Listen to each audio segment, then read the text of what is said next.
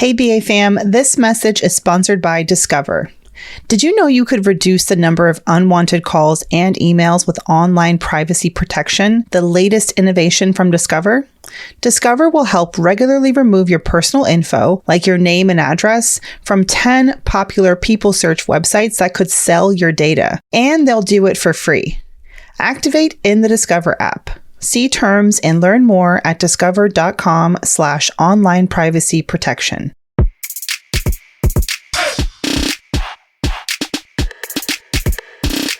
It's time for the BAQA. Hey, the BAQA. What you say? The BAQA with Mandi. The BAQA with Tiffany. The BAQA. Hey. It's Brown Ambition question and answers. You have questions. We have some of your answers because we are smart, beautiful brown girls who know a thing or two about business, career, money, and entrepreneurship. Is that what the other one is? I think so. So yeah, welcome back to BAQA. I'm so excited about this week's questions. We are diving into y'all's career questions, and there's some juicy ones in here. And also one of them, I'm pretty sure Tiff's going to have some juicy advice for too, because it's about someone who's dipping their toe into consulting and contracting and wants to know how they make people pay him on time or her on time. But let's get into it. Just a reminder, like Tiff said, we're not financial experts or, especially certainly not your trusted advisor outside of the podcast. So please don't sue us. We're just here for a fun time and a good time, and to leave y'all with hopefully a little bit of wisdom. But yeah, you can miss us with your lawsuits. Well, let's jump into it. This first question comes from Concerned Contractor. They say, longtime listener, first time writer, love you both bunches. I recently began grad school and have been dipping my toe into part-time consulting and contracting. So I have a two-part question. How do you, on the front end, prevent non-payment when you are consulting? And number two, what do you do when you haven't been paid and you're starting to receive the runaround? I'm currently in situation number two. I've been trying to be patient as I have a previous relationship with the organization. However, I'm beginning to feel taken advantage of. I'm non-confrontational by nature, but I can be Suge Knight if it comes to that. Help. Concerned Contractor. All right, let's put the piece down. We don't need any Suge Knight shenanigans here, okay? But I know, Tiff, like in your work and certainly in my work now, I have dealt with more contracts and more, looking at the terms of the agreement and like, when will I get paid? And it's funny or not funny. It sucks when you are, expecting people to pay you during, like, you think you should get paid right away. But sometimes these contracts be like, what's the word? What's that phrase they use? For when they're going to pay you? Yes, thank you. Yeah, net 30, net 60, net 90. So my first piece of advice would be to have a contract, like actually have the terms so that and they know what you're agreeing to. And I'm wondering if in this case, did you have a contract, or was it a situation where it was like, because you had worked with them before, you did the work and, they were all like, kiki, nice, and didn't get it written down, when they were going to owe you, because that's really important. Yeah. And also, too, consider having some money being paid up front. Like a deposit? So that way, at least you get something, up front. Like, typically, I get about half up front, typically. Sometimes not. It depends. Like for example, if I speak for a college or whatever, sometimes they'll literally have a check for me the day I show up. But typically, I get that check before I hit that stage. Oh, really? Okay. Yeah. But consider, like in your contract, having people pay you up front. Not they're likely not to pay you all, but half up front, or like in thirds, front, middle, end, depending on how long the contract is for. So consider that too. And I know this is really hard. Like, you might have to take people to small claims court. You might have to, you should, like, when you're in business, you don't have to have an attorney on retainer, but you should have an attorney that you can reach out to. That's different. So my attorney, Tony Moore, she's awesome. She's not on retainer. Like, I don't just pay her every month and be like, I could just ask endless questions. But when I need something, I know I can say, hey, Tony, how much is this going to cost? Because this person is ... I need your help with this. So you might have to take them to small claims court. You might need the help of an attorney. You know, like there are some people, you know, I work with enough that like I know I'm going to get my money. And there's definitely been some times because a lot of my contract work gets filtered through my spokesperson agent, LEK. And I've seen her like write emails like, hey, Tiffany, I haven't gotten that first deposit. Please stop work and take down that post. So she'll do something like that, like CC me and the company. And they're like, wait. Because we did have somebody that was dragging their feet. You know, she made it very clear to them, if we don't have this money by this time, Tiffany will stop work and she won't ever work with you again. So also see if maybe there's a third person bad guy that can like reach out, even if it's you, girl. Sometimes you just need to get another email address and be the third person bad guy. Like, for real. Legal@contractor.com. Exactly. Yeah. Mm-hmm. So consider that too. And like I said, you might have to go to small claims court and know that you don't work with them again. You know, or if you do ever work with them again, because certainly, not to shade the city I live in, but the city I live in is notorious for late or no payment. I said it, Newark. And I had to get real gully with them when they owed me like a lot of money. It was like $8,000. And this is when pretty early on in my career. And so $8,000 was a break because they ordered books for me. I had paid for the books on my credit card. And when they received the books, and nobody wanted to pay me. It was a runaround. It was a nightmare. And I was like, it'd be one thing to not pay me for speaking because I wouldn't necessarily come out of pocket. But the books cost me like $3,000, you know? And I was like, I don't have $3,000. And so what I did was I found out the email address of every council person, the mayor's personal and professional, every single person of note in Newark. I put them on an email. And I wrote a letter saying, I'm writing this letter out of act of desperation as a daughter of Newark, because they love that. Someone who was born here, taught here as a preschool teacher, started my businesses here. I spoke at this time, I did this work, and I have not been paid. And I tried everything in my power to recoup this income, and I haven't been able to receive it. At this point, I'm at my wit's end, and I'm not sure what to do, so I'm reaching out to you for assistance before I alert the media. Girl, it was good. And I had screenshots of all the work, screenshots of everyone who I spoke to. Every person that I spoke to that gave me the runaround, I highlighted their name because I wanted them to know exactly who to yell at. When I told you my phone rang in 5 minutes, 5 minutes. My phone rang. So, because the woman who was supposed to pay me actually went to college with, she was a friend of mine. So I was like, girl, why you not picking up? It always is someone that you know. Girl. It's always that personal connection that screws you. I mean, which sucks because when you're early in your career, you rely on those, like relationships to get your first gig sometimes. But they tried to get they sassy, won't give you the runaround. But she had the right and the wrong one. So she was like, I can't believe you write that in that email. Nobody on there is related to this whatever. And I was like, girl, get off my phone and let you have my money. You know, I said, because she said, you could have just wrote me directly. I said, check your text messages. I've been texting you for months. I have been calling you for months. I've been emailing you for months. You've ignored me. And so now here we are. And then I was like, wait, hold on. Boop. It was the mayor's office. Your check is ready. You want to pick it up? I said, sure do. I, at the time, was driving my 1998 Toyota Camry that sounded like, who shot John and why? I pulled up.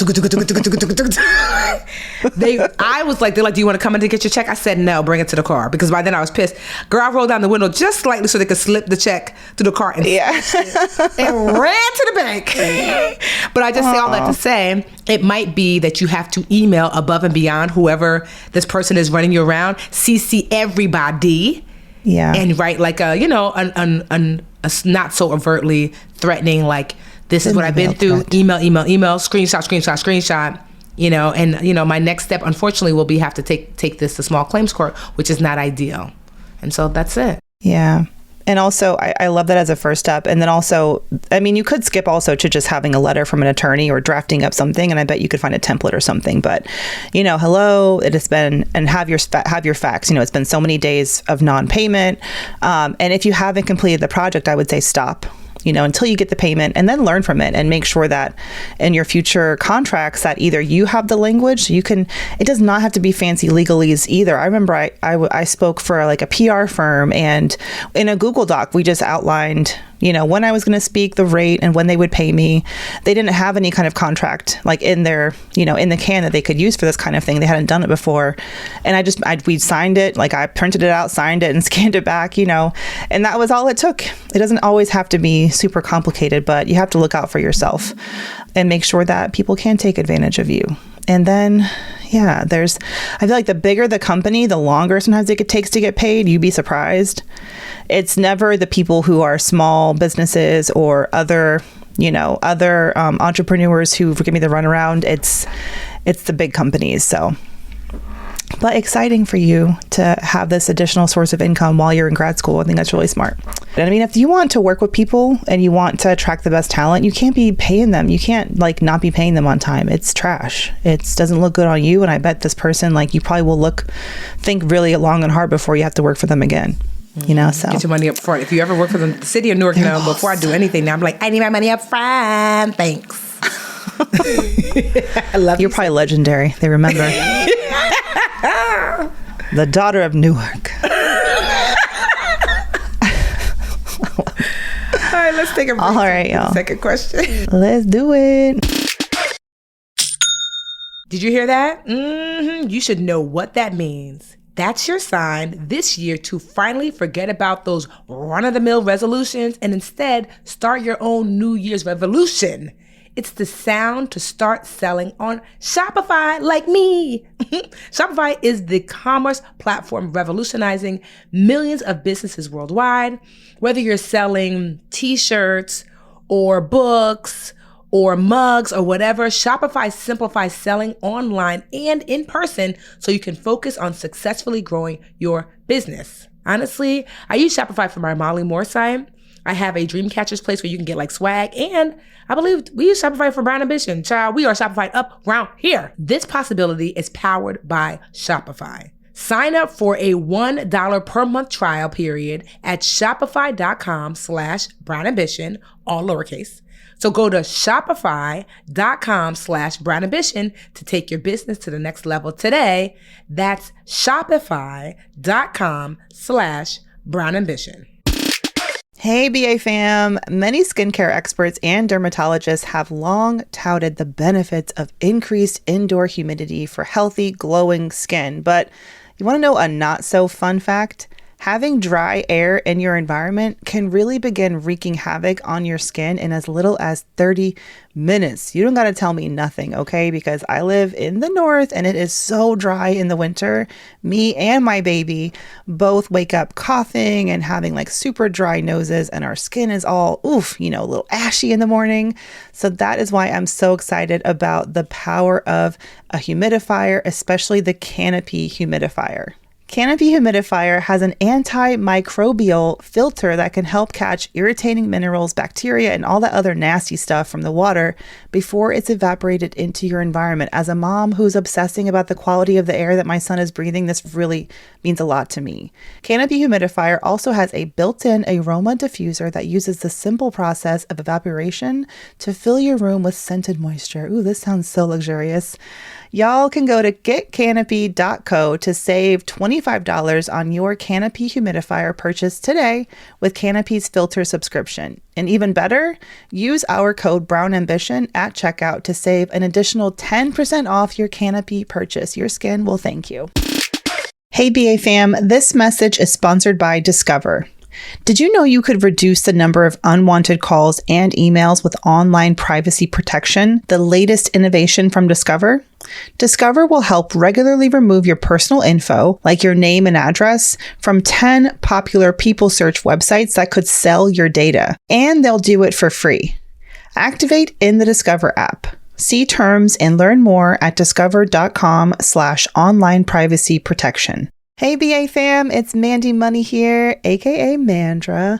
Listen y'all, I want this to be the year when you finally learn how to be the badass negotiator that you have always wanted to be, whether you are plucking up your courage and trying to ask for a raise where you currently work, or you are ready to negotiate a damn good, juicy offer from a new job.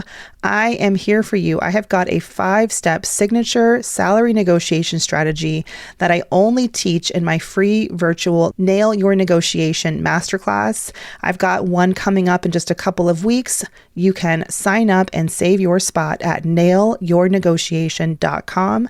That's nailyournegotiation.com. I can't wait to see y'all there. Happy New Year. All right, y'all, we are back with our second question. This one comes from listener Anne. You want to read it, Tiff? Sure. Hey, ladies. A few weeks before I found out I was pregnant, congratulations. Oh, I was fired from a new job I started due to budget cuts. Although being fired sucked, it was a blessing in disguise. I had a horrible first trimester. If I were at the job, I would have had to be put on FMLA for the entire trimester.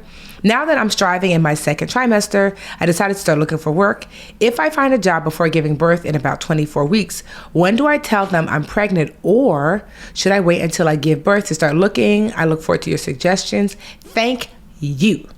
Ooh, this is out of my wheelhouse. Well, I'll say this as an employer. I would prefer, obviously, that you let me know and let me decide.